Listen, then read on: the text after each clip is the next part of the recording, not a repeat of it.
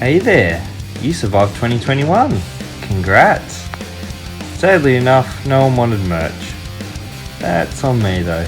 I haven't done anything about it. I think I'll just do some for me until someone complains about not being able to buy it. Simple enough, I guess. Anyway, like the captions say, I've been busy, mostly with moving and work. But here we are again. Roll intro.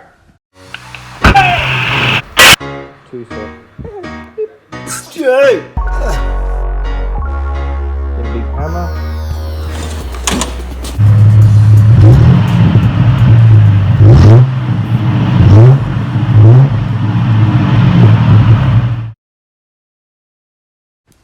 Welcome to part 5. More lights, more paint and fiberglass.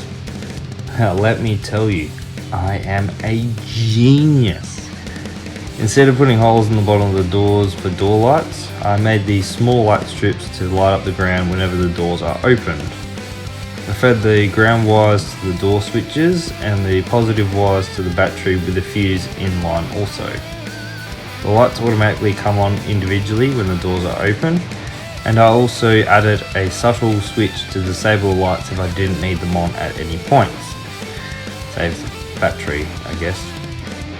Unfortunately, one of the issues I ran into was the wires stripping with the door wiring and creating a short circuit that sent the door locks into haywire.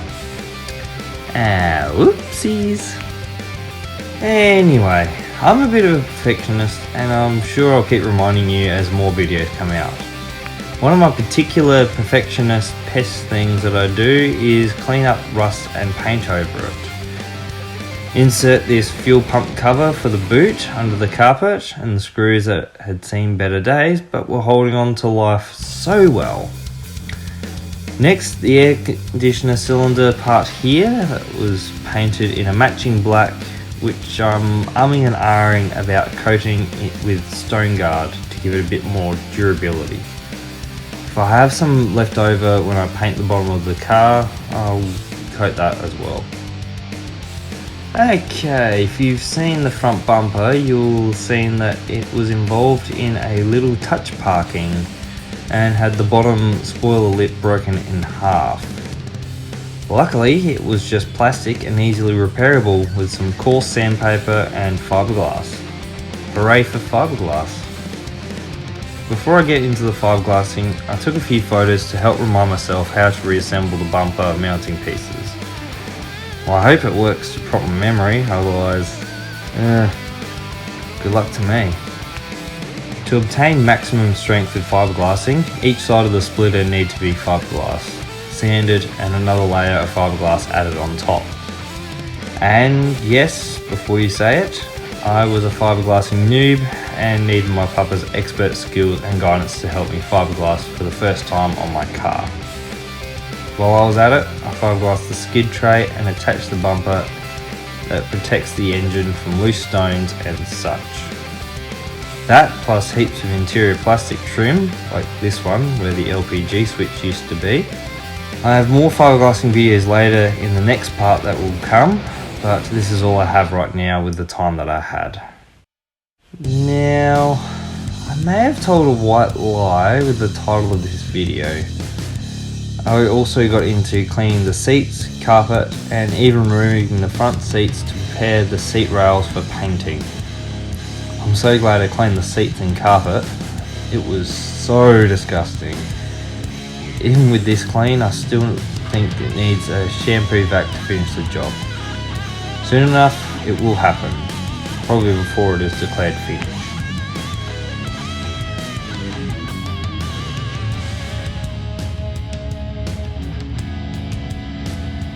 Not long after this took place, my old phone broke. Which takes us to the current one with better content. I say better, but it's up to interpretation. Yuck, look at that. That is filth. And that, I can only imagine, has been there for, I don't know, 10 years? Wait, no, make that 12 years. Anyway, with the seats out, it made to clean this carpet so much easier. This is the finishing result here now.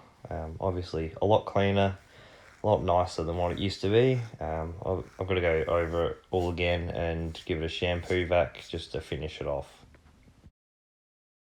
One thing that really bugs me about this car is the fact it only has one cigarette lighter. I had an idea to put a cigarette lighter in the back of the car, will attach to the back of the center console piece. Obviously that is subject to room in the center console compartment. This is just a video that will explain what I did and the process of testing it. Well, it's been a while since the last video.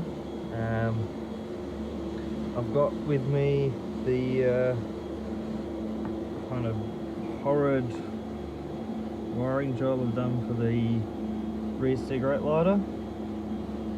I've got a USB charging, I don't know what you call it, accessory. Let's call it an accessory because that's what it is. Ignore the background noise, that's just noisy boy being noisy. What I did to make sure I had the right feed, live wire, is got this Gregory's book with all the diagrams. It will be all backwards for you, so just imagine it flipped over or just hold a mirror up to it.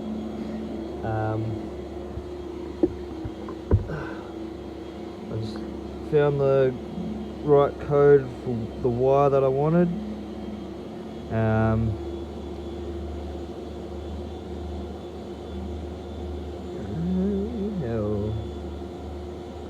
Anyway, and then I used the test light to make sure that the wire only came on with the accessories, which it does. Use the accessory here to make sure that the test light, use it as a test light, make sure it was all working, which it does. I've put a bit of tape on this joining here in a minute, which you guys won't see me do any of. Talking myself and trying to do one-handed stuff. I believe it's boring.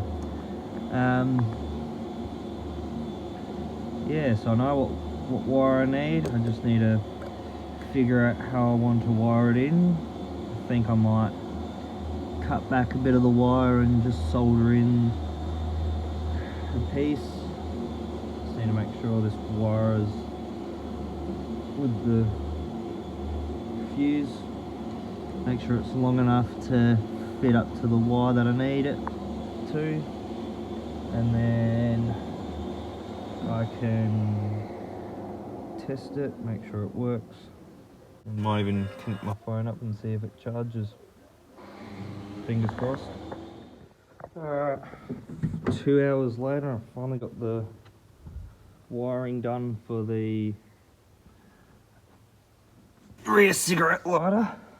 Oh, knees are so bad. You can't see because there is no light. Can change that if I can find out which one it is.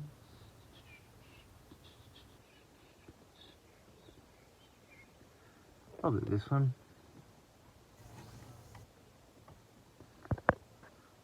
What's that? 10 amps. This one's 10. Let's go to zap. Zappity zap. That did not do anything. Oh, I wonder if we got a bat flat tree. Nope. Wrong one. That one. Zappity zap. And in goes light.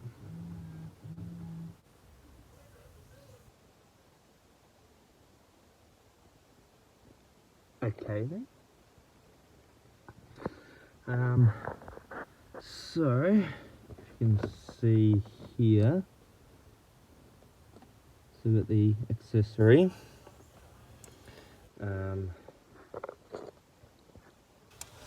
Got the case that fits under here off with a bit of trim. And if I turn the key to accessories, we have a green light here, which means that this is now on with the ignition. And then if I were to connect my phone up to it, it would charge, which I've already tested, but I'm just letting you guys know what's happened. Yeah, so that's done. Thanks. Try to do the holes in the trim piece and turn that central light off. If you want to know what I'm pulling out, can't really see it, unfortunately. One out a little fuse here. There it is. And now I'll pull that fuse out. Central light's gone out. Which means it stops draining the battery. I mean, it still drains somehow, somewhat, somewhere, but it's done. It's another thing to worry about later on when I've got time, when I'm less annoyed at soldering, because soldering with iron as big as my, well, I won't finish that, but soldering with an iron that big with wiring maybe a quarter of the, no, hang on, a 100th of the size is not easy. It's really an art form. Why is this fucking turd? Stay.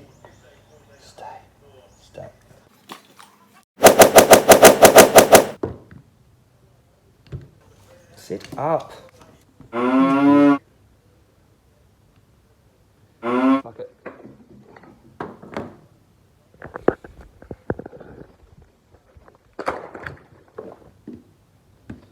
Oh. That's better. Behaving itself now. So, I think that's going to do me for now. Gotta go in and have my din. Oh, freaking knee. Oh.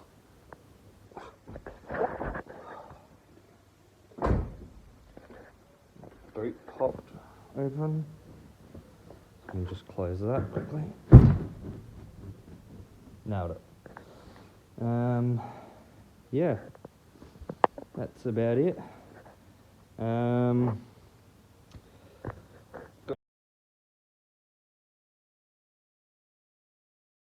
Feck it. Oh, that is so dark. Wah, wah. Come back here so I can leave the keys.